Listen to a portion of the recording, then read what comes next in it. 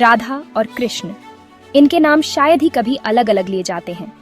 इनकी कहानी वृंदावन में सामने आती है, जो जंगलों और नदियों का एक खूबसूरत गांव जैसा पैराडाइज था। कृष्ण एक चंचल ग्वाले थे और राधा एक खूबसूरत ग्वालिन थी। उनकी पहली मुलाकात से ही एक गहरा कनेक्शन बन गया। ये एक इंस्टेंट रिकॉग्निशन थी, एक ऐसा प्यार जो सदियों पुराना और किस्मत में लिखा हुआ महसूस हुआ। उनके दिल बस एक दूसरे को जानते थे, शब्दों के परे। ये कोई मामूली बचपन का प्यार नहीं था, ये एक डिवाइन लीला की शुरुआत थी। उनके दिन खुशियों भरी, डिवाइन खेलों और प्लेफुल इंटरैक्शन से भरे होते थे। कृष्ण राधा और दूसरी गोपियों को छेड़ते थे, मक्खन चुराते थे और अपनी मनमोहक बांसुरी बजाते थे। राधा का कृष्ण के लिए प्यार एकदम प्योर, स्पॉन्टेनियस था और उसे समाज की अप्रूवल की कोई जरूरत नहीं थी। उनका बॉन्ड अपनी ही एक दुनिया में था, जो दुनियावी नियमों और उम्मीदों से कहीं ऊपर था। उनका प्यार एक मेलोडी थी, आत्मा का गीत आत्मा के लिए, जो फ्रीडम और प्योर इमोशन को सेलिब्रेट करता था। फिर आया सेपरेशन का वक्त। कृष्ण को वृंदावन छोड़ना पड़ा। उन्हें मथुरा और द्वारका में एक बड़ा पर्पस पूरा करना था। इस डिपार्चर से बहुत दुख हुआ, खासकर राधा को। उनका दिल से तड़प उठा सेपरेशन के दर्द से। फिर भी इस फिजिकल दूरी ने उनके प्यार को कम नहीं किया, बल्कि राधा की डिवोशन और भी गहरी हो गई, अटूट फेथ की एक बीकन बन गई। उनका प्यार एक खामोश कांस्टेंट प्रार्थना थी। उन्होंने इंतजार किया, ये जानते हुए कि उनका कनेक्शन इटर्नल था। राधा और कृष्ण की कहानी प्रोफाउंड है। ये सिर्फ एक रोमांटिक कहानी से कहीं ज्यादा है। ये एक रिच स्पिरिचुअल एलिगोरी है। ये सबसे गहरे ह्यूमन एक्सपीरियंस, आत्मा की परमात्मा से मिलने की तड़प के बारे में बताती है। राधा डिवोटेड इंडिविजुअल सोल को दर्शाती है, जबकि कृष्ण सुप्रीम सोल को रिप्रेजेंट करते हैं। उनकी लव स्टोरी एक मैप है जो सीकर्स को यानी डिवोशन के रास्ते पर गाइड करती है। ये सिखाती है कि ऐसे प्यार के आगे सरेंडर कर दो जो बाउंडलेस है। ट्विन फ्लेम्स का कंसेप्ट बहुत पुराना है। ये एक यूनिक सोल कनेक्शन के बारे में बताता है। ट्विन फ्लेम्स सिर्फ सोलमेट्स नहीं होते। माना जाता है कि वो एक ही आत्मा के दो हिस्से हैं। एक आत्मा जो दो शरीरों में बंट गई, एग्जिस्टेंस की बिल्कुल शुरुआत में एक साथ बनी। उनका जर्नी होता है लाइफ टाइम्स तक एक दूसरे को ढूंढना। ये रियूनियन अक्सर पावरफुल और ट्रांसफॉर्मेटिव होता है। ये किसी और के जरिए खुद से मिलने जैसा है, जैसे घर वापस आना। ये रिमेंबरिंग का एक जर्नी है। ट्विन फ्लेम कनेक्शन का पर्पस बहुत प्रोफाउंड होता है। ये मुख्य रूप से स्पिरिचुअल ग्रोथ और किसी हायर पर्पस की सर्विस के लिए होता है। ट्विन फ्लेम्स एक दूसरे के लिए मिरर्स का काम करते हैं।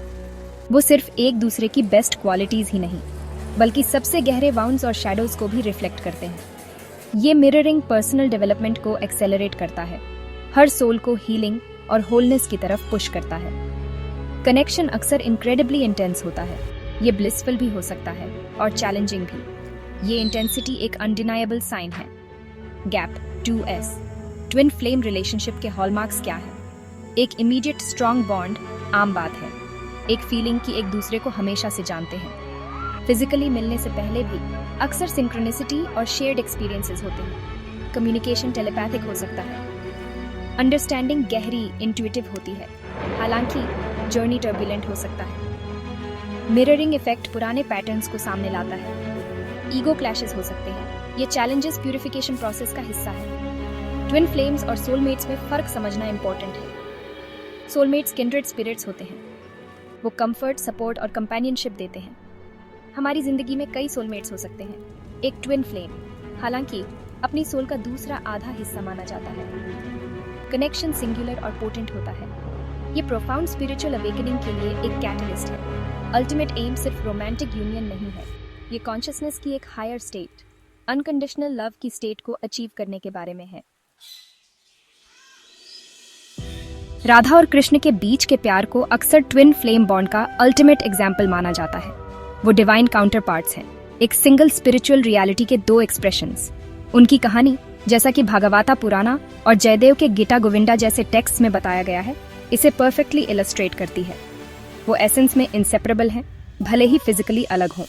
उनके नाम एक साथ जपे जाते हैं, राधा कृष्ण, जो उनके नॉन ड्यूअल नेचर को दिखाता है। One soul existing in two forms. उनका प्यार फिजिकल प्रेजेंस की जरूरत से ट्रांसेंड कर गया। जब कृष्ण ने वृंदावन छोड़ा, राधा की डिवोशन डगमगाई नहीं। उनका कृष्ण से कनेक्शन वाइब्रेंट और अलाइव रहा। ये ट्विन फ्लेम रिलेशनशिप्स की एक कोर कैरेक्टरिस्टिक है। बॉन्ड मुख्य रूप से स्पिरिचुअल और एनर्जेटिक होता है। ये टाइम और स्पेस से परे एग्जिस्ट करता है। राधा ने कृष्ण की प्रेजेंस को हमेशा महसूस किया, अपने अनवेवरिंग लव और रिमेम्बरेंस के जरिए। उनके दिल एक साथ धड़कते थे, दूरी चाहे कितनी भी हो। यही है सोल कनेक्शन की पावर। उनके प्यार में यानी सेपरेशन का एलिमेंट सिग्निफिकेंट है। लॉन्गिंग और यर्निंग के इस पीरियड ने उनके स्पिरिचुअल बॉन्ड को इंटेंसिफाई किया। ये सिर्फ एक एब्सेंस नहीं थी, ये डीपर रियलाइजेशन का एक पाथ था। ट्विन फ्लेम्स के लिए सेपरेशन के पीरियड्स अक्सर जर्नी का हिस्सा होते हैं। ये टाइम्स इंडिविजुअल ग्रोथ को स्ट्रेंथन करने का काम करते हैं। वो हर सोल को अपने अंदर होलनेस ढूंढने के लिए इनकरेज करते हैं, ताकि इवेंचुअल रियूनियन ज़्यादा बैलेंस्ड और स्पिरिचुअली मैच्योर हो। राधा की लेजेंडरी है गैप 2S। इसके अलावा राधा और कृष्ण का यूनियन सोसाइटल मैरिज से डिफाइंड नहीं था। उनका प्यार ऐसा था जिसने कन्वेंशनल नॉर्म्स को चुनौती दी। ये कॉन्शियसनेस का यूनियन था, सोल्स का मर्जिंग। ये ट्रेडिशनल रिलेशनशिप पैराडाइम्स को चैलेंज करता है, ठीक वैसे ही जैसे ट्विन फ्लेम कनेक्शंस अक्सर करते हैं। उनका प्यार एक स्पिरिचुअल पैक्ट था, डिवाइन प्ले के प्रति म्यूचुअल डिवोशन के बारे में। उनका रिलेशनशिप ट्विन फ्लेम्स के अल्टीमेट गोल को सिंबलाइज करता है, वापस उसी वन ओरिजिनल सोल में मर्ज हो जाना, प्योर डिवाइन लव की एक स्टेट। राधा और कृष्ण की timeless love story profound lessons देती है, खासकर उनके लिए जो ट्विन फ्लेम पाथ पर हैं। पहला लेसन है अनकंडीशनल लव। राधा ने कृष्ण से बिना किसी कंडीशंस के प्यार किया, सोसाइटल वैलिडेशन की कोई एक्सपेक्टेशन नहीं रखी। उनका प्यार प्यार के लिए था। ट्विन फ्लेम जर्नीज हमें इस प्योर लव को कल्टिवेट करना सिखाते हैं, एक ऐसा प्यार जो ईगो, डिमांड्स और वर्ल्डली गेन से ट्रांसेंड करता है। ये दूसरे को कंप्लीटली एक्सेप्ट करने के बारे में है, फ्लॉज एंड ऑल, खुले दिल से। एक और वाइटल लेसन है स्पिरिचुअल कनेक्शन की प्राइमेसी। राधा और कृष्ण का बॉन्ड सोल डीप था। ये मुख्य रूप से फिजिकल टुगेदरनेस के बारे में नहीं था, हालांकि उसकी भी अपनी जगह थी।